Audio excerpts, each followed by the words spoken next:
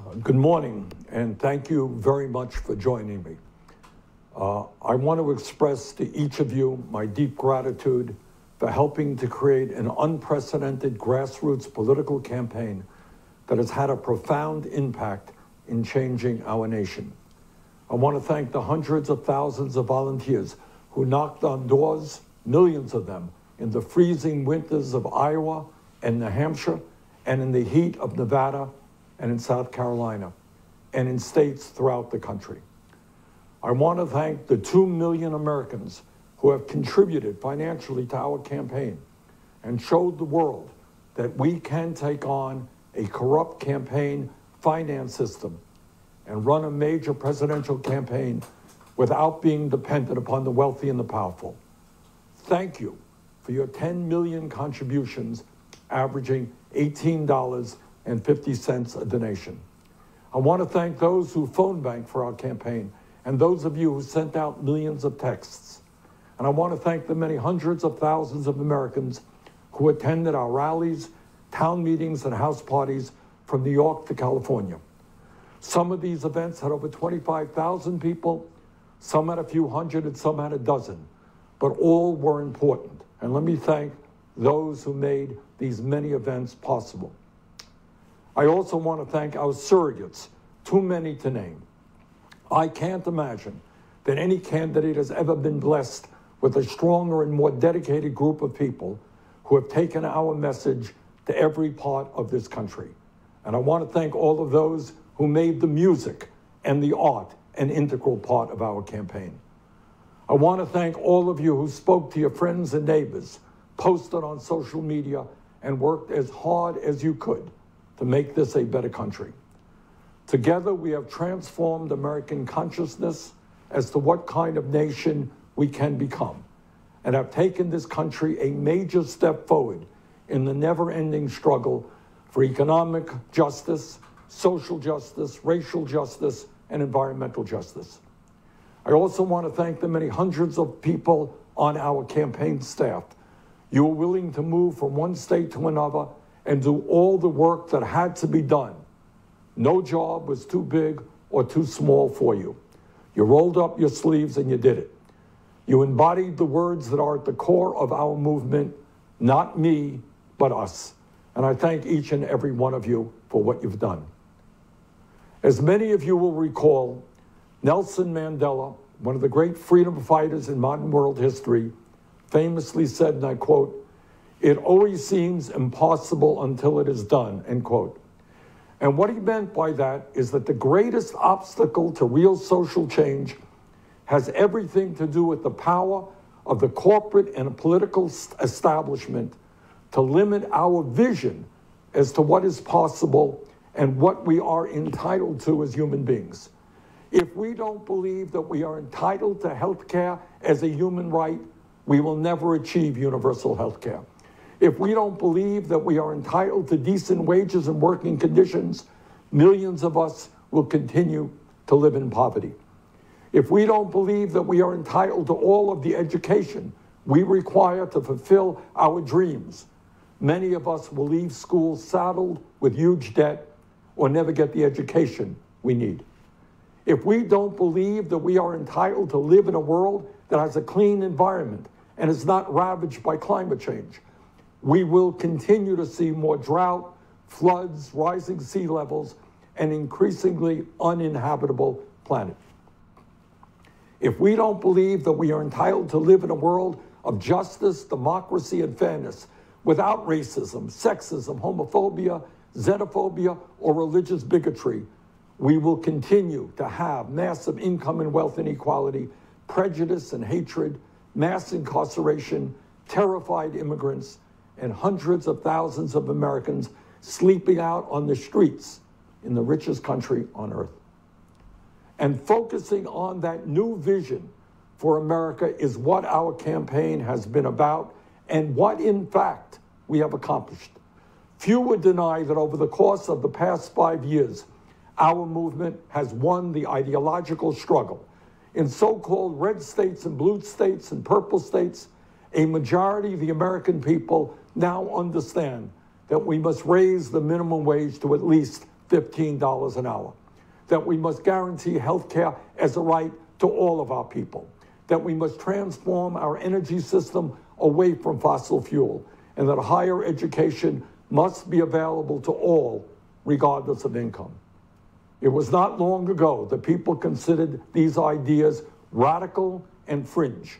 Today, they are mainstream ideas, and many of them are already being implemented in cities and states across the country. That is what we have accomplished together. In terms of healthcare, even before this horrific pandemic we are now experiencing, more and more Americans understood that we must move to a Medicare for All single-payer program. During the primary elections, exit polls showed in state after state, a strong majority of Democratic primary voters supported a single government health insurance program to replace private insurance.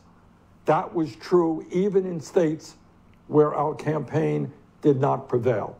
And let me just say this, in terms of healthcare, this current horrific crisis that we are now in has exposed for all to see how absurd our current employer-based health insurance system is. The current economic downturn we are experiencing has not only led to a massive loss of jobs, but has also resulted in millions of Americans losing their health insurance. While Americans have been told over and over again how wonderful our employer-based private insurance system is, those claims sound very hollow today as a growing number of unemployed workers struggle with how they can afford to go to the doctor or not go bankrupt with a huge hospital bill. We have always believed that healthcare must be considered as a human right, not an employee benefit, and we are right.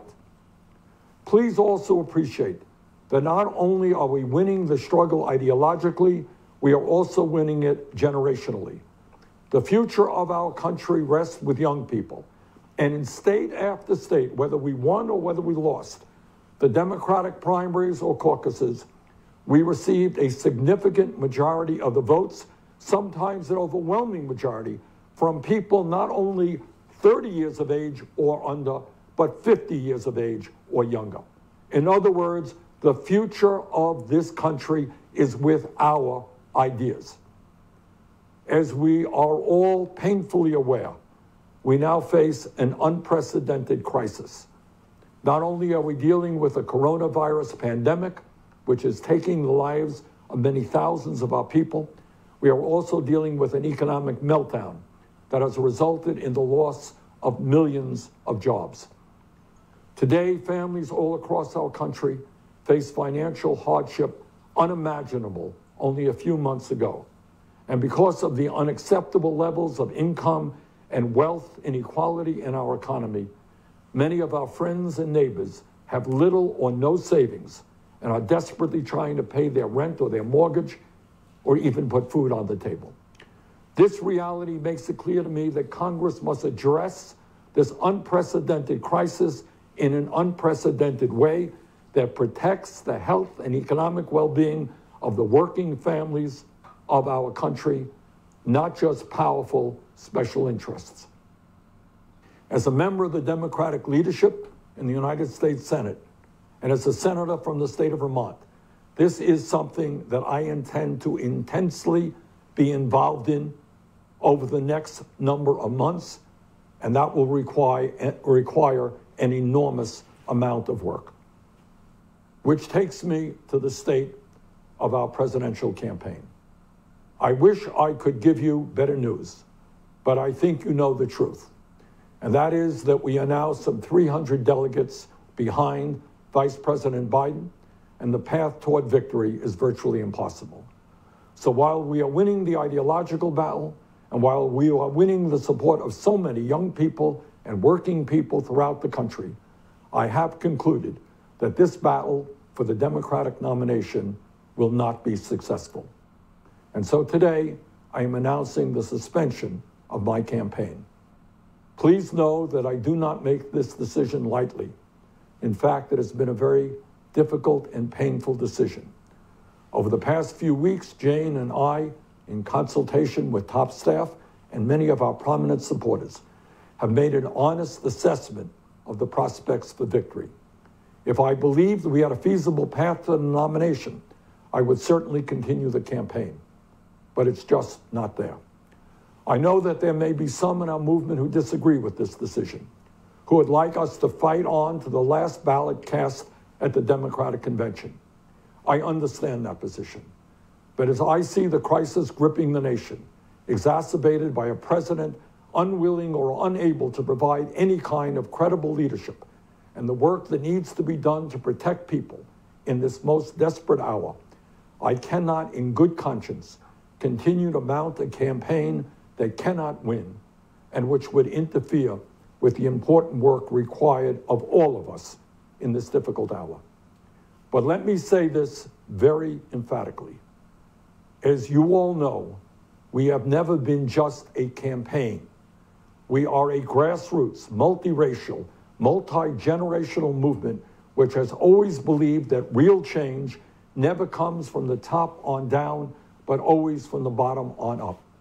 We have taken on Wall Street, the insurance companies, the drug companies, the fossil fuel industry, the military-industrial complex, the prison industrial complex, and the greed of the entire corporate elite. That struggle continues. While this campaign is coming to an end, our movement is not. Dr. Martin Luther King Jr. reminded us that, quote, "The arc of the moral universe is long, but it bends toward justice," end quote. The fight for justice is what our campaign has been about. The fight for justice is what our movement remains about. Today, I congratulate Joe Biden, a very decent man, who I will work with to move our progressive ideas forward. On a practical note, let me also say this. I will stay on the ballot in all remaining states and continue to gather delegates. While Vice President Biden will be the nominee, we must continue working to assemble as many delegates as possible at the Democratic Convention, where we will be able to exert significant influence over the party platform and other functions. Then together, standing united, we will go forward to defeat Donald Trump, the most dangerous president in modern American history. And we will fight to elect strong progressives at every level of government, from Congress to the school board. As I hope all of you know, this race has never been about me. I ran for the presidency because I believed that as a president, I could accelerate and institutionalize the progressive changes that we are all building together. And if we keep organizing and fighting, I have no doubt but that is exactly what will happen. While the path may be slower now, we will change this nation, and with like-minded friends around the globe, change the entire world. On a very personal note, speaking for Jane, myself, and our entire family, we will always carry in our hearts the memory of the extraordinary people we have met across this country. We often hear about the beauty of America, and this country is incredibly beautiful. But to me, the beauty I will remember most is in the faces of the people we have met from one corner of this nation to the other.